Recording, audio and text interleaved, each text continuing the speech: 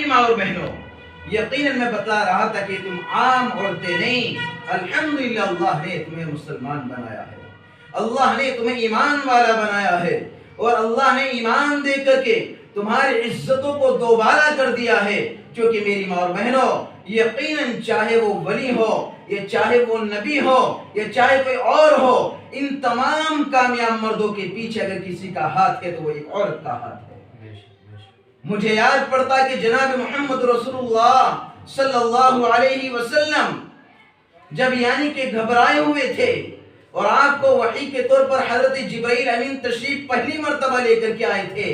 آپ گھبرائے ہوئے تھے، آپ پریشانی کے عالم کے اندر تھے۔ اگر اس وقت کوئی دلاسا دلانے والا کوئی شخص تھا اور آپ کو ہمت دینے والا کوئی شخص تھا اور آپ کی پیٹھ پر اور آپ کے سر پر ہاتھ رکھنے والا اگر کوئی تھا اور جو کوئی شاباشی دینے والا کوئی تھا تو کوئی اور نہیں، وہ اما خدیجہ الکبریٰ رضی اللہ تعالیٰ عنہا تھی۔ انہوں نے آپ کو سہارا دیا تھا۔ حضرت ابوبکر صدیق رضی اللہ تعالیٰ اگر آپ ان کی تاریخ کو اٹھا کر کے دیکھیں تو یقیناً اللہ تبارک و تعالیٰ نے ایک کامیاب شخص بنایا، نبی کے بعد میں سب سے بڑا مقام عطا فرمایا، تمام صحابیوں میں سب سے بڑا مقام عطا فرمایا۔ لیکن میرے محترم بزرگ دوستو اور میری اسلامی ماں اور بہنوں اور پسے پردہ بیٹھی ہوئی میری ماں اور بہنوں، اگر آپ تاریخ کے اوراق کو پلٹو گی اور اگر آپ دیکھو گی تو یقیناً ابوبکر صدیق رضی اللہ تعالیٰ ان کے پیچھے بھی ایک عورت کا ہاتھ ہے، ان کو کامیاب بنانے کے اندر بھی ایک عورت کا ہاتھ ہے۔ اس لیے میری ماں اور بہنوں، تم اپنے آپ کو کمزور مت سمجھو، تم اپنے آپ کو بے سہارا نہ سمجھو، بلکہ تم تو سہارا دینے والی ہو، تم تو لوگوں کو یعنی کہ جھجوڑنے والی ہو۔ یقیناً کوئی شخص کہتا ہے اگر مرد پڑھا تو فرد پڑھا اور اگر عورت پڑھی تو خاندان پڑھا۔ بے شک بے شک،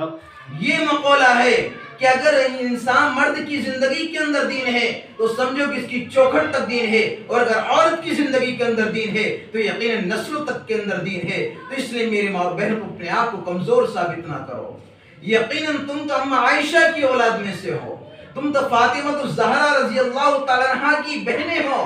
تم تو حضرت سمیہ کی اولادوں میں سے ہو۔ یقیناً تم تو وہ ہو کہ جنہوں نے تاریخ کے اوراق کو پلٹا ہے، جنہوں نے تاریخ کو بدل ڈالا ہے، جنہوں نے دنیاوی حالات کو بدل ڈالا ہے، جنہوں نے تمام تر نظائر کو دیکھ کر کے اگر رب کے سامنے ہاتھ پھیلا دیے اور رب کے سامنے اگر رونا شروع کر دیا تو زندگی کے حالات بدلوا دیے، زندگی کے حالات کو درست کرا دیا۔ اس لیے میری ماں اور بہنوں، تم نبیوں کو جنم دینے والی ہو، تم نبیوں کو جنم دینے والی ہو، تمہاری گودوں کے اندر نبی کھیلے ہیں، تمہاری گودوں کے اندر نبیوں نے جنم لیا ہے اور ولیوں نے جنم لیا ہے۔ اس لیے میری ماں اور بہنوں، تم اپنے مقام کو سمجھو، اپنی عزت کو جانو۔ اللہ نے تمہیں ماں کا مرتبہ دیا، اللہ نے تمہیں بیٹی کا مقام دیا، اللہ نے تمہیں بہن کا مقام دیا، اللہ نے تمہیں بیوی کا مقام دیا۔ یہ تمام مقام اللہ تبارک و تعالیٰ نے تمہیں عطا فرمائے ہیں۔ ان کا لحاظ رکھ کر کے اپنی زندگی کو اگر انشاءاللہ آپ گزارو گی، اپنے بچوں کی تربیت کرو گی، نبی سے محبت کرو گی، قرآن کریم پر عمل کرو گی، نماز کی پابندی کرنے والی بنو گی، تو یقیناً خدا کی قسم تم ہر دنیا کے اندر پھیلاؤ گی، اللہ تمہاری زبانوں کو آسمان پر قبول فرمائے گا انشاءاللہ۔ بے شک، سبحان اللہ۔ اس لیے میری ماں اور بہنوں، میں یہ بتانے کی کوشش کر رہا ہوں اور یہ بتانا چاہتا ہوں کہ آج جب تمہاری زندگیوں سے دین نکلا،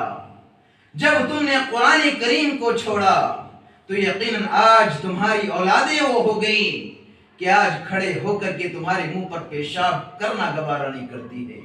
بڑھاپے کے عالم میں چہروں پر تماچے پھیرتی ہیں، سامنے کھڑے ہو کر کے گالیاں دیتی ہیں۔ کاش کہ میری ماں بہنوں، اگر تم نے بچپن میں ان کو تربیت دے دی ہوتی، بچپن میں قرآن کریم کا علم دے دیا ہوتا، اللہ کے نبی کی احادیث پڑھا دی ہوتی، اللہ کے نبی کے طور و طریقے کو بتلا دیے ہوتے، تو یقیناً وہ تمہارا بھی ادب کرنے والے ہوتے، اسلام کی عزت یعنی کہ عزت بنانے والے ہوتے اور اسلام پر چلنے والے ہوتے۔ پھر انشاءاللہ تعالی تمہاری زندگی کے اندر انقلاب آتا، دنیا کے اندر حالات درست ہوتے، خوشگواری کا عالم ہوتا، اللہ تبارک و تعالی دنیا کے اندر بھی مدد کرتا اور عزتوں سے نوازتا، اور انشاءاللہ ہمارے مرنے کے بعد جب ہماری اولاد قرآن کریم پڑھ کر کے، نمازیں پڑھ کر کے اللہ کے سامنے دعائیں مانگتی، اپنے والدین کے لیے، ماں کے لیے، بہن کے لیے، بیٹی کے لیے، اپنی بیوی کے لیے، تو پھر یقیناً اللہ تبارک و تعالی کی دعا کو قبول کر کے ہماری اور تمہاری مغفرت فرما دیتا۔ اس لیے میری ماں اور بہنوں، اپنے آپ کو سمجھو اور اپنی اولاد کو فکر دلاؤ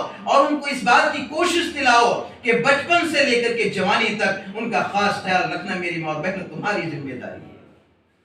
کیونکہ گھر کے حالات کو بگاڑنا اور وہاں کے حالات کو سدھارنا، اس کے اندر یقیناً عورت کا ایک بہت بڑا ہاتھ ہوتا ہے، ایک بہت بڑی ذمہ داری ہوتی ہے، ایک بہت بڑا مقام ہوتا ہے۔ یقیناً ماں ایسی ماں ہوتی ہے، میں نہیں کہتا بلکہ تمام علماء اس بات کو کہتے ہیں کہ بچے کا جو سب سے پہلا مدرسہ ہے وہ ماں کی گود ہے، ماں کی گود ہے۔ اگر اس گود کے اندر تربیت صحیح مل گئی، اس گود کے اندر تربیت صحیح مل گئی تو یقیناً بچہ جوان ہونے کے بعد بھی وہ اپنی یعنی کہ تربیت سے ہٹنے والا نہیں ہے۔ لیکن میری ماں اور بہنوں، اگر آپ پہلے کے حالات اٹھا کر کے دیکھو، آپ تاریخ اٹھا کر کے دیکھو کہ جن عورتوں نے ولیوں کو جنم دیا وہ بھی آپ ہی کے جیسی عورتیں تھیں، وہ بھی کسی کی مائیں تھی، وہ بھی کسی کی بہنیں تھی، لیکن فرق یہ تھا کہ جب وہ اپنے بچوں کو دودھ پلاتی تھی ان کی زبانوں پر کلمہ ہوتا تھا، ان کی زبانوں پر اللہ کا قرآن ہوتا تھا۔ آج کہاں چلی گئی وہ مائیں جو اپنے بچوں کو اپنی گود میں لے کر کے فجر کی نماز کے بعد میں قرآن کریم کے 3 پارے پڑھنے والی ہوا کرتی تھی، جو کام کرتی تھی لیکن زبانوں پر کلمہ طیبہ جاری ہوتا تھا، نبی کے لیے درود جاری ہوتا تھا۔ اور اسی طریقے سے میری ماں اور بہنوں، کہاں چلی گئی وہ عورتیں کہ جب بچہ بولنے کی کگار پر ہوتا اور بولنے کے الفاظ اس کی زبان پر آتے اور وہ تتلی زبان کے اندر بولتا، وہ اللہ کہنا سکھلاتی، محمد کا نام لینا سکھلاتی، وہ کلمہ طیبہ پڑھنا سکھلاتی، وہ قرآن کریم کی آیتوں کو سکھلاتی، وہ گھٹی کے اندر اس بات کو دیتی تھی کہ اللہ ایک ہے، میرا بچہ اللہ بولے۔ جب توتلی آواز کے اندر بچہ اللہ بولتا تھا، اللہ کو بڑا ترس آتا، اللہ کو بڑی محبت آتی، اللہ ماں کی بھی مغفرت فرما دیتا اور بچے کی بھی مغفرت فرما دیتا۔ آج میری ماں اور بہنوں وہ عورتیں کہاں چلی گئی؟ آج کے تو حالات یہ ہیں،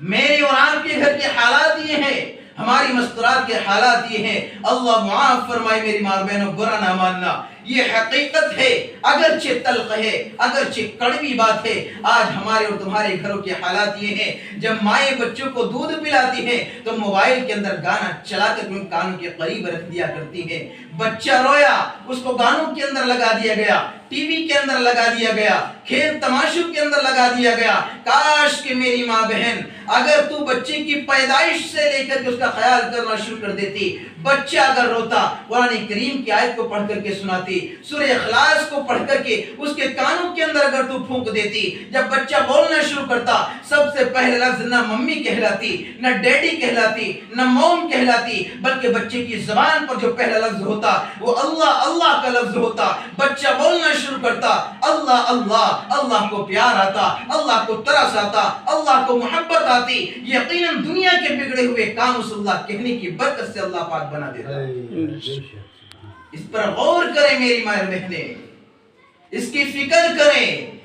کیونکہ میری محترمہ ماں اور بہنوں اور اسلام کی چاہنے والیوں، یقیناً آج کے حالات بڑے نازک ہیں۔ ہم نے جب قرآن کریم کی تعلیمات کو چھوڑا تو آج کالج اور یونیورسٹی میں پڑھنے والی میری ماں بہنیں اسلام کی مخالفت پر آمادہ ہو گئی، اسلام کے خلاف کھڑی ہو گئی۔ آج آپ نے پڑھا ہوگا تاریخ کے اندر،